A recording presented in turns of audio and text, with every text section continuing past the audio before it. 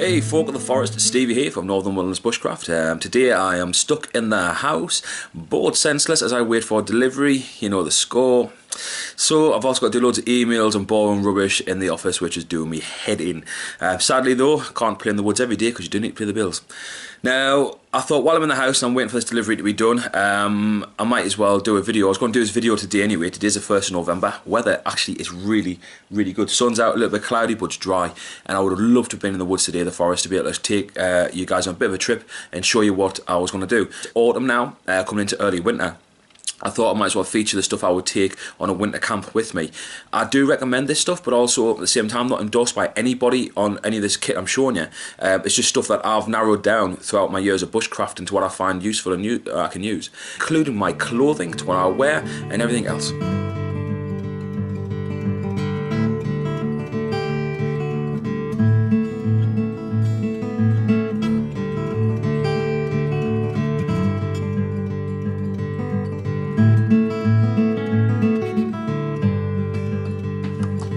Right, awesome. Okay, right guys, behind me I've got some of my clothing laid out on the floor, and the clothing I'm going to show you in this video is the kind of clothing that I would take on anywhere in the UK during the winter, autumn, early spring, and I only adjust a few items during the summer really.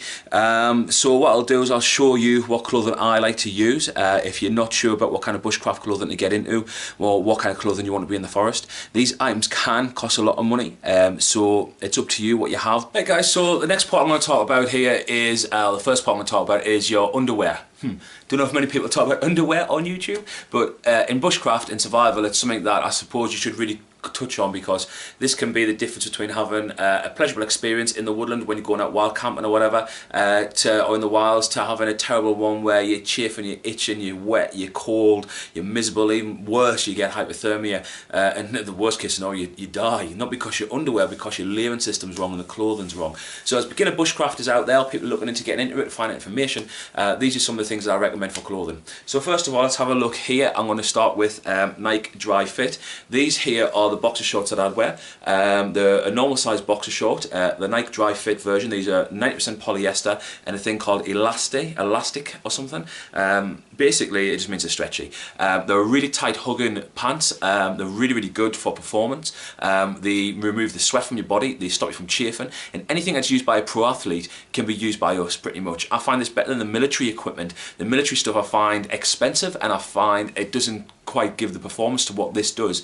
This stuff here is used by American footballers to English footballers, all through to runners and more, and anything that's designed to help with their muscle, to stop cramping, to remove sweat, to keep them going longer and working harder for a better performance is good enough for us. So these here, it's an important base layer to start with. So polyester underwear is the best way to go to remove that sweat from your body, stop chafing, stop being cold, and stop, you know, getting sore and stuff like that. So this is ideal, especially if you're going to be sleeping out in the wilderness. You're going to need to remove that moisture from your body, because you haven't got the capability of going home and just jumping in a shower and getting yourself nice and clean. So this is something that I highly recommend. I have about 15 pairs of these in many different colours, and I use them for all sorts of activities. Far from bushcraft, I use them when I'm hiking, walking, cycling, literally everything. So yeah, definitely recommend investing in them. These things cost around about £9.99 from Sports Direct here in the UK, but I've also found them in other parts of the UK for around about £24. Sorry guys, getting a bit dazzled by the bright light coming through there, but yeah, getting about £24. So I'm just going to adjust this, the blinds, and we'll have a look at the next part of the kit.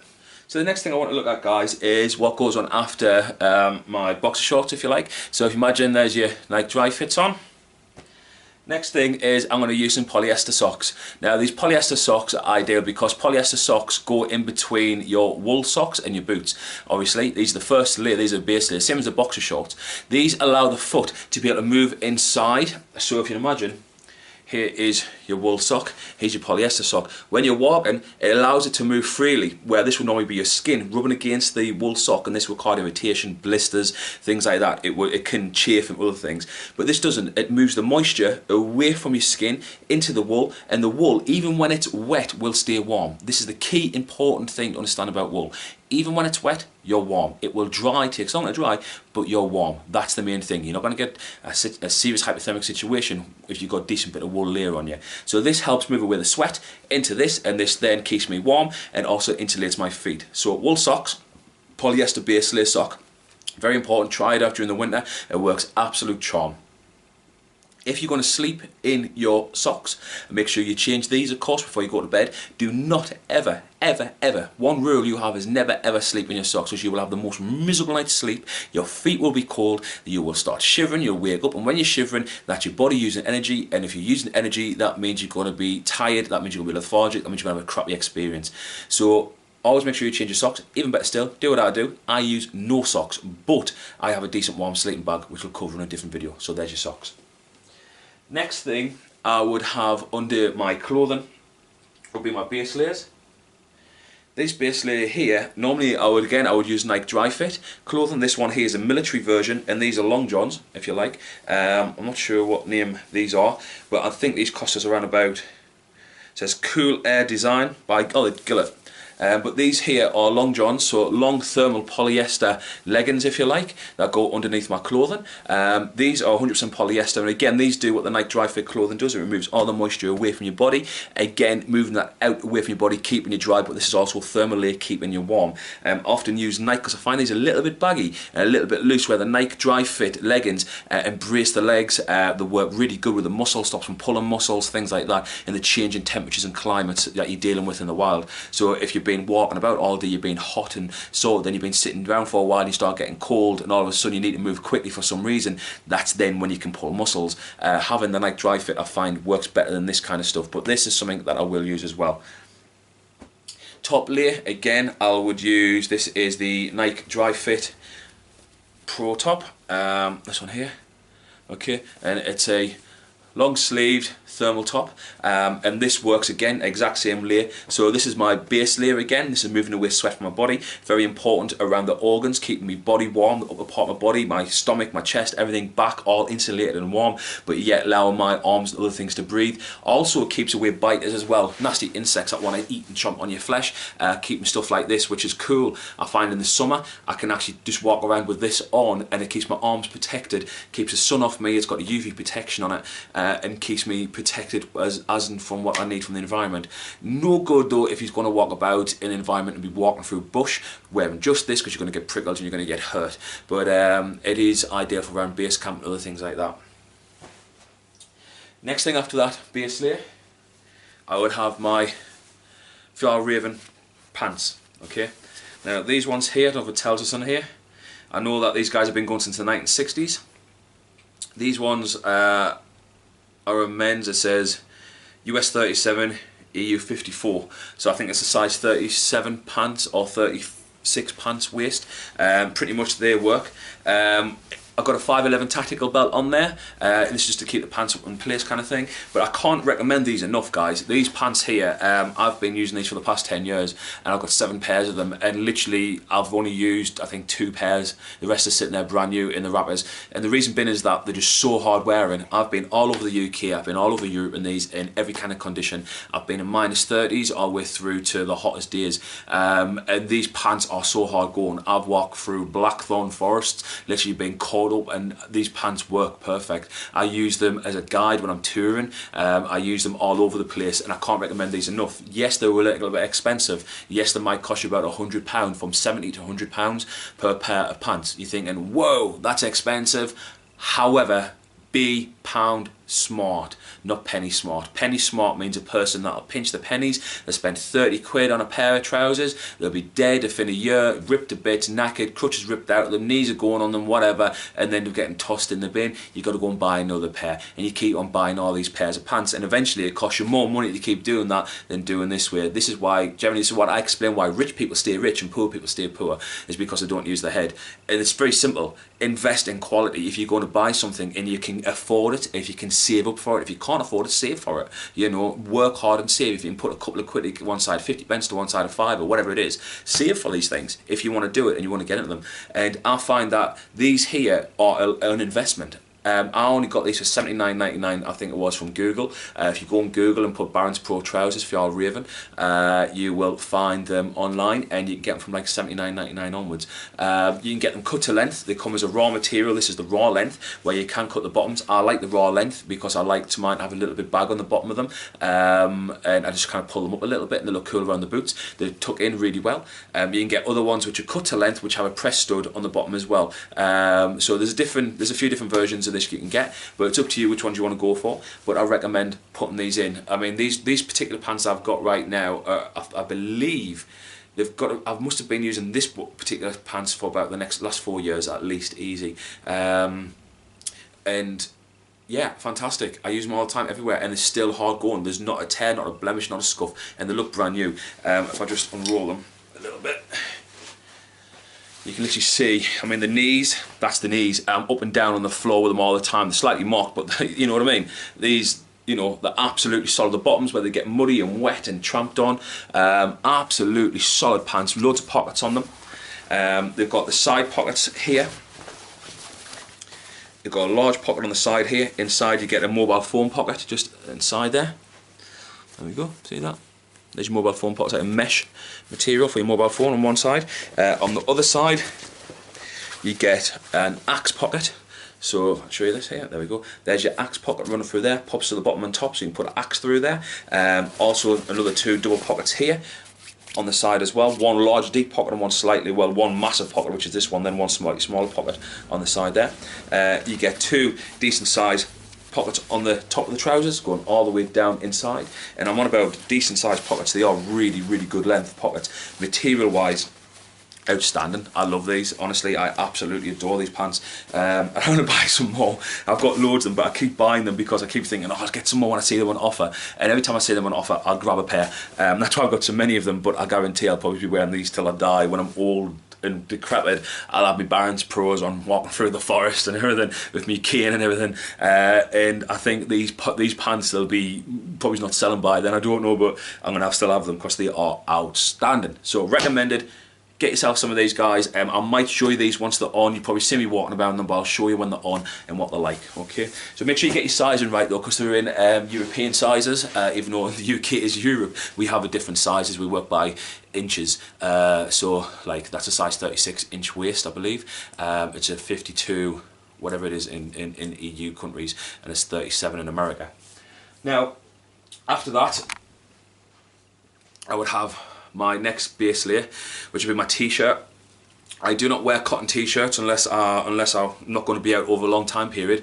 This one here is a caramel, and again this is almost like a base layer, but it's a thermal layer. It's got a thermal lining to it, so it removes the sweat again, doesn't allow sweat to stay with me, keeps me nice and dry, moves away all the moisture, and yeah, absolutely fantastic. I'll sleep in that if I need to. I can take it off. It's best to have more layers than not enough. So you want layers on, because if you get hot you can take them off, but if you're cold you can't add layers that you haven't got. So it is worth having decent layers. These t-shirt, this one here, I believe it was $7.99 from Sports Direct. It's a carry more one. You can probably get them for about, I use the ones from Decathlon. I use the ones from Decathlon, and I believe they're $2.99, and they're fantastic sports tops. They're 100% polyester, same as this, and again, move the sweat from your body, so ideal layer there. Next thing is this bad boy, and I love this. Now, when you see these pants and stuff and these tops, you think, okay, Ray Mears and people like that are endorsing them. Are they really any good, or are they just getting paid a boatload of money? But this is made by Swanndri, New Zealand wool. This is the Ranger shirt you see in many of my videos. There it is. These shirts come really big. I'm normally a 2XL, but this is an XL and this is big on me, so I would really, if I wanted a tight, not tight fitting, but a snug fit, this would normally go for an L, but I've got an XL, so it's slightly baggier, okay? So the size on these are roomy. This is 100% wool, New Zealand wool, okay? You get massive chest pockets up here, which are ideal. Got the badge on there, buttoned on. You get one either side of the actual top, okay? So these are fantastic. You got button cuffs here to release and roll up to release the heat on both arms as well, and it comes with a zip up front here as well for the top part. This is what I class as an outer layer, or it would be the layer and I would have another jacket over the top of it. Now this here, fantastic. I have had pine resin literally explode, and it's landed on this, and I've literally put it out. If there was any Gore-Tex material, it would have melted through it. Allows me to breathe, my skin to breathe, allows the moisture to remove itself. The thing can be sweat. I mean, I can literally be hiking in this. I can be soaking through with sweat, and I'm still warm. I have never been cold wearing this. You can feel the cold touching you, but you do not get cold. And it is a fantastic little bit of kit. Highly recommended. These are around about £85. I believe I've seen them on Raymer's website at the moment for around about 75, I think, last time I checked. And I've seen them on eBay. If you can buy these second hand, I mean, do it, literally, because they're so hard wear and it's very rare. I mean, you've got to really punish them and be stupid to destroy these things because they're just so hard going.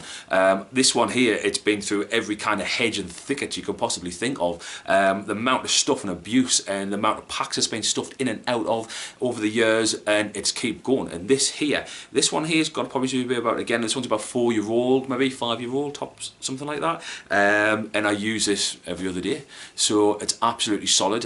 You need to hand wash these, which is perfectly fine. Get some wool hand wash it yourself. If you can't do it, ask your missus to do it. She might slap you, but it's worth getting them. It really is. Wool, wool, wool. Drum it into your brain. Wool, wool, wool. Be people out there go, oh, like me Gore-Tex and all that kind of crap. Guys, if it says it's breathable, the line. Yeah, if it's plastic, the line. If they say it's breathable, okay. I've got to tell you guys all the time. People say, oh, I get hiking clothing and I go out climbing and this is what I get this and everything. I'm like, yeah, all good, all well. Guaranteed, the Gore-Tex crap you're wearing isn't breathable. You'll find that from your bivvy bags, guys. You go out in your bivvy bags, Gore-Tex, military, it breathes. You wake up in a puddle of friggin' sweat and soak because of moisture, because they don't breathe. Anything that's 100% waterproof can breathe. Simple as that. It's got no way of doing it. Doesn't matter what technology they call it. They're filling you full of shit. The old way, the best way. Wool. Now, let's have a look on this next part at my other bits. Now the next thing I want to look at, guys, is over here, which is, there it is on the camera, which is my jacket. Now, I use a few different smocks, but I've decided I'm going to show you this one today. I actually want to do a review on this. Now the thing about reviews, I don't really do reviews, but I'm going to start doing them. And the reason being is this. I think a lot of you guys out there that do YouTube reviews are doing them wrong. I really do. And our reason thing is that you get the product, you test it once, and you do a review, because you want to make your video. That's cool, but it's just not right. I got this product after watching someone's review. Brilliant, okay. And then I went out and used it the way I thought I could use it, and I ended up totally soaked with sweat. If I item I couldn't dry, I ended up in an environment where, luckily, I used my survival skills to be able to get myself sorted. But I was in winds of over 50-60 mile an hour, in torrential rain. I managed to keep myself as dry as I could on the outer layer of this, not a problem. But inside, I was so soaking with sweat, even with my base layers, that this top would not breathe because of the kind of material it's made from. So, is it good and bad? Yes, it's got its place, but you've got to be careful where its place is. So this here is what I call a real, what I class as a snow jacket, more than anything. I wouldn't even class as a winter jacket. This here is the Grizzly by Ridgeline. I'll show you this. And you might have seen this in my tree videos, when I do my trees and stuff like that. It's got the top sealed shoulders here. So if you imagine, if you can see there, there's the hood. The top shoulders have got this material on, right there. And this here stops the water getting into the seams. Now it's like a fleece kind of style stuff. And it's got zip, it's got cuffs on them that are Velcro. It's got a drawstring waist to cinch up, and this is a 3/4 length jacket. It's got a really good hood, neck area, zip part, so it really does work well on everything that you want to do. And I'll show you this on when we're doing the camping video trip and explain good and bad things about it. But some of the stuff I've noticed now, I've used this one, I've had this one for about 1.5 years now. The Velcro cuffs, I don't know if you can see this. The Velcro, I think, that's all coming off underneath there. I found the stuff starting to fray on the insides. The material, like the lining bits around here and stuff like that, starting to fray out for no reason. It does seem to be pretty well made, in all fairness. It does seem to be pretty good, but it is not really breathable. I don't find it a breathable product. If you're going to walk more than to get a pint of milk, you're going to absolutely sweat your box off in this pretty much. It's a lovely, heavy duty, it's perfect, the jacket is absolutely perfect and does everything it should, but it's got it's only got a place literally sitting around base camp or something like that. I find this is ideal for when I'm sitting around base camp. I can sit in it, it protects my backside, it's long enough where I can sit on a damp log, it keeps the rain and stuff off you, it is waterproof to a decent extent. But if you're going to be walking about and you're going to have other layers on, just let's say I've got basically my normal clothing, but my top layer is going to be a base layer and a polyester t-shirt, this thing's going to be soaking by the time I've walked probably a mile in it. It's literally going to be soaking wet, and you've got to take it off and find an alternative way of drying, and it takes a long time to dry. I use this when I'm guiding for an hour and a half, walking around either urban areas doing tours or in the countryside doing tours, and I'm so hot within 10-15 minutes I generally got to take it off, which that can be in temperatures around about 8 or 9 Celsius, but I have had this, in all fairness, I've had this down to -30, and that's when it really came into its own. But you can't walk in -30 because you will freeze. You will literally be hypothermic from the amount of sweat this will trap around your body. It keeps you warm to an extent, but then once it gets wet and stays cold. So it's got a warmth element to it, but nowhere is it ever going to beat wool. So it's good, but if I was going to put this against something like the Swanndri Smock, I would also go Swanndri. I wouldn't bother going Swazi, although a lot of people do. Swazi is a fantastic product, but at £400-500 for what it is. I've also had one and I've sold it, and they look good and they're brilliant unless you're a professional bushcrafter that's going out and doing this for a living and going to spend weeks at a time living in these kind of clothing. I wouldn't spend £400-500 on something like that. I would look something more like, again, like the Swanndri wool bush shirt. I find that for me is brilliant. Even when it's wet, it's warm again. It's just like the Ranger shirt, but it's a longer version. It's limited on pockets. That's the only downside I will say about that. This has got loads of pockets. It's got a front pocket here, it's got side pockets, it's got chest pocket, it's got enough pockets inside, big old pockets, and the zips are done where they zip up on you instead of zipping down, so your stuff can't fall out. So it has got a lot of handy stuff on this jacket, but we'll do a proper review on this so you can see it properly. But this is my outer layer jacket if I'm going to be around base camp, and generally I won't even wear this when I'm walking with my pack on. I'll roll this up and it'll go on top of my pack, and it's only when I'm sitting around base camp on the evening I'll put it on to keep warm, and it's quite a large thing to take around. Most of the time it ends up being left in the cupboard, to be honest with you, and I'll take a fleece. You know what I mean? This is an item that costs over £100 that I don't use a lot of. I use it every now and again. It's a nice thing to have. If you've got the money, you can buy one, but would I go out and recommend it? Out of 10, it's probably going to get a 5-star rating from me personally, and that's because I've used it now for a long time period, and I think if you're going to review something, you need to have used it more than once, in more than one condition. You need to have put it to its test, and this has been put to its test for over a year now, and out of that review, I would say that this product works. It keeps you warm to an extent, but once it's wet, you're going to freeze. Simple as that. Sorry guys, Ridgeline, I would put this on your website, I did, or on your Facebook. No one got back to me about it, so here we go. There's your review for that little bit. So move that to one side. Now let's have a look at what else we've got.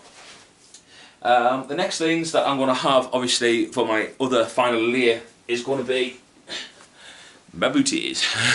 These ones here. These were expensive when I first got them. These were like over £200. The 200 grams as well.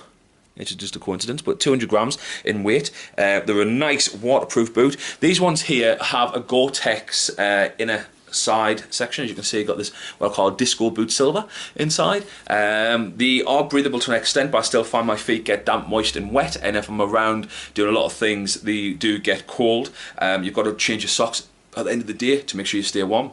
They're rated down to -30. They can be slippery when you're walking on just normal tarmac, to be honest with you, and they're really meant to be a snow boot. But I use these all the way around in the woods, and I find the grip in the wood is optimal. However, city walking and stuff, they're not built for that kind of stuff. But walking in the environment, brilliant. These boots now are over 2.5 years old, and I use these every day. Literally every day I'm out doing stuff.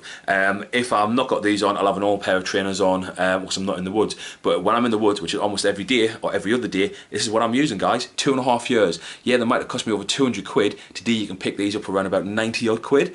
90 odd quid for a pair of boots going to last you 2+ years, even longer. I reckon I'll probably get about 5 years more out of these boots, easy, without a doubt. These are the Columbia, so you can visit these at columbia.com. It says they're made in China, and these ones I got here are a UK 7.5. The only downside that really annoys me is these hook things here where your laces go around. When I found them up and down, bend over a lot, they come off loose, and I've got to keep retying them quite a bit. So some of my videos you'll see is walking around looking like some sort of rat because my tongue's hanging down and stuff, like my pants are coming out the bottom. It's just because these boots come loose a bit. But warmth, hiking, everything, snow, I've had them down in -30, and I had to change my socks after walking because the cold did get through them. So I don't know where they get that from, but it's yeah, you can keep your feet nice and warm with these. I do recommend them compared to other boots I've used. These are a fantastic bit of kit. So that is the final layer from the outer section. The only thing I might add, which will be different to that, would be my rain poncho, which you might have seen in my other videos. If you haven't checked it out, it's just a simple rain poncho. This cost, oh by the way, the boots, I don't know if I'll tell you, the boots were over £200, I think I did say that, but you can pick them for 90 odd quid. So this will be my rain poncho. My rain poncho will be ideal. This is what I would put on if I didn't have my Grizzly 3/4 length, this thing here, basically, the Ridgeline Smock. If I didn't have the Ridgeline Smock, I just had my T-shirts and stuff. This is what I would use. And this is a plastic, so it's going to make you sweat. Generally, in the worst kind of weather, you can actually I'll strip right down to my boots, my socks, and my boxer shorts, literally, and I'll have this on over the top of me. And the reason being is that I'm walking about, I'm absolutely sweating, I'm red hot, it's torrential rain, I need to set up camp and get things sorted. I've got my kit and everything, all my clothing underneath me tarp line, but I need to do a lot of stuff to get camp ready. This is what I literally strip down to, and it sounds nuts, but the moisture is not in my clothing. I'm hot because I'm sweating with this plastic sheet over me, and I'm dry. When I take this off, I have myself a quick rub down, nice and dry, my clothing stays dry, I get warm back with my nice warm clothing on. Sounds a bit extreme, but it's literally, I've done it thousands of times, I'll always do it, always have done. There's always a way I've been told to get your layers off. If you're going to sweat and work, get your layers off, okay? And that's a way to stop taking more clothing, but this here is going to keep you dry if you need to keep the heavy rain off you, and you're doing a slight walk, but understand you will sweat, it is plastic. Now, the other items that I'll have on me for my other final layers, pair of leather gloves. These ones happen to be Harley Davidson. I ride Harley Davidson motorcycles. So I'll quickly have a quick gander at so you can have a quick look. There we go, there's one of my bikes, there's me. Not many people know that I'm in a motorcycle club, but I am. That's my Harley, it's one of my Harleys there. And that's my partner Jilly, you see, so that's one of them. So these are the gloves I wear. These are Harley Davidson gloves. You don't have to wear Harley Davidson, but you can get military leather gloves. I think the French do a pair, and you can get for about £5 on military surplus, try military mark. But these ones here are a nice tight close fit. They're really good. They keep my fingers and hands warm to an extent. I do have another pair that I use for winter, which is like a mitten, which is a wool mitten kind of thing, and I'll take that in winter. But there's the zip over, velcro over, sorry, to keep your hands protected and sealed. But these are ideal for all tasks. They grip onto all the axes, knives, things like that, and still feel stuff with them. And obviously they're designed for motorcycles, so they're designed to take a good bashing if you come off. But I use these all the way through, and they're a good padded, solid, warm glove. And yeah, absolutely fantastic bit of kit. I picked these up, believe it or not, on eBay for about 25 quid. And you don't recommend you have to wear Harley Davidson ones, but leather gloves I find work really, really well. I can touch hot stuff with them, pick things up out the fire. I can do a lot of different things with this. Don't have to worry about cutting my fingers off. There's all sorts of different uses for them, so definitely a good pair of decent leather gloves with you as well. The next thing I'll have is my buff. This one here is the one I use for winter. The summer one doesn't have this internal lining. This lining, if I just pull it out for you. Boom, there it is, see that? Okay, so this is the fleece lining for the inside of it. The summer one that I have is just this polyestery stretchy stuff, and you can use these to sleep in to block your mouth and stuff like that from the cold air and create a small heat barrier. That way you're not breathing inside your sleeping bag, creating moisture, which can make you cold and wet during the night. By using this I can sleep outdoors. See, I'm in my bivvy, I just put this up around my nose and mouth here, and it keeps your face a little bit damp and moist. The worst thing I get is spots through it, as you can see here. I get spots coming through it, which is a little bit annoying for you spend a lot of time having this covering your face and sweating inside of it when you're sleeping. But I find if I don't use this, I'm sleeping outdoors normally, I'll get a bad chest or sore throat the next morning if the cold damp air and stuff like that, or if there's a lot of pollen in the air, things like that. So I use this to cover my mouth, stops insects and things getting in there as well. So it's used for many different things. Just goes around my neck and use as a hat, all sorts of things. So it's well worth looking at. Then my sleeping kit, I have a pair of Nike Dry Fit shorts. These are the long shorts here by Nike Dry Fit. These are about £24, and I'm sporting a pair right now. So I wear these quite often. Let me see that. There we go. There we go. So these are, they're quite baggy, nice. They've got a large thing in them, and I sleep in these. They're comfortable. so I will sleep inside them as well when I'm inside my hammock, and this is why I'll sleep in. I'll sleep in these, and I'll put a t-shirt, like a thermal lined t-shirt like the Caramel one on, and that's it. I don't use any socks, nothing like that. I strip everything off, and keeping all that moisture and cold things off me keeps me nice and warm. Final thing I'm looking at here is my wool hat to sleep in. Keep your head warm, use a lot of heat from your head, so a real 100% wool hat, ideal for use in sleeping inside the bush. And also if it gets cold, I can take my bush hat off and I can actually put this one on. And the final piece I've got here is a shmag, and this here acts as an extra blanket. It acts as many different things, scarf. It's 100% cotton this. I use it mainly during the summer, but I also use it during the winter. It normally goes in my pack, and I can use it for filtration, survival situations. I can break it down and turn it into a tin char and cloth and stuff like that. So it's got many different uses for this, so I do recommend taking these things. They're generally just warm things. You get hot, take it off, let it dry a little bit, and it's fine. So that is the bushcraft clothing I wear. Till next time guys, leave no trace but knowledge. I'm out.